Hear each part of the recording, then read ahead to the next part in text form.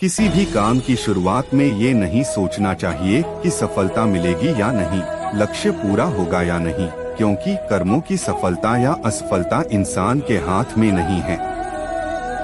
महाभारत में श्री कृष्ण ने अर्जुन को यही उपदेश दिया था कि तुम सिर्फ कर्म करो, फल की इच्छा मत करो। जो लोग धर्म के अनुसार कर्म करते हैं उन्हें सफलता जरूर मिलती है। ये बात महाभारत के एक प्रसंग से समझ सकते हैं। महाभारत का प्रसंग जो बताता है कर्मों का फल इंसान के हाथ में नहीं है। किसी भी काम की शुरुआत में ये नहीं सोचना चाहिए कि सफलता मिलेगी या नहीं, लक्ष्य पूरा होगा या नहीं, क्योंकि कर्मों की सफलता या असफलता इंसान के हाथ में नहीं है। महाभारत में श्री कृष्ण ने अर्जुन को यही उपदेश दिया था कि तुम सिर्फ कर्म करो, फल की इच्छा मत करो। जो लोग धर्म के अनुसार कर्म करते हैं उन्हें सफलता जरूर मिलती है। ये बात महाभारत के एक प्रसंग से समझ सकते हैं। श्री कृष्ण ने अर्जुन को समझाया, तुम सिर्फ बेहतर कोशिश करो।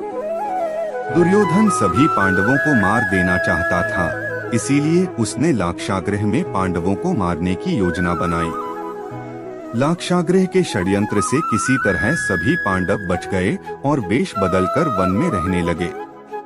उस समय राजा द्रुपद ने राजकुमारी द्रौपदी का स्वयंवर आयोजित किया था। इस आयोजन में पांडव में भी ब्राह्मणों के वेश में पहुंच गए। स्वयंवर में श्री कृष्ण भी मौजूद थे और वे ब्राह्मण रूप में सभी पांडवों को पहचान गए। स्वयंवर में शर्त रखी गई थी कि योद्धा को भूमि पर रखे पानी में देखकर छत पर घूम रही मछली की आंख पर निशाना लगाना है। जो योद्धा इस शर्त को पूरी कर देता उससे द्रौपदी का विवाह होना था। जब अर्जुन इस प्रतियोगिता में शामिल होने पहुँचे तो श्री कृष्ण ने उन्हें समझाया कि मछली की आंख में निशाना कैसे लगाना है। श्री कृष्ण ने अर्जुन को पूरी विधि समझा दी। श्री कृष्ण की बातें सुनकर अर्जुन ने कहा कि अगर सब कुछ मुझे ही करना है तो आपकी क्या जरूरत है। श्री कृष्ण बोले कि तुम सिर्फ वह करो जो तुम्हारे वश में है और मैं वह करूँगा जो तुम्हारे वश में नहीं है, यानी मैं हिलते हुए पानी को स्थिर करूँगा ताकि तुम्हें निशाना लगाने में परेशानी न हो। तुम सिर्फ बेहतर से बेहतर करने की कोशिश करो। श्री कृष्ण की बात मानकर अर्जुन ने बेहतर कोशिश की और उसने मछली की आंख में निशाना लगा दिया। इस प्रसंग की सीख यह है कि हमें अच्छी से अच्छी कोशिश करनी चाहिए।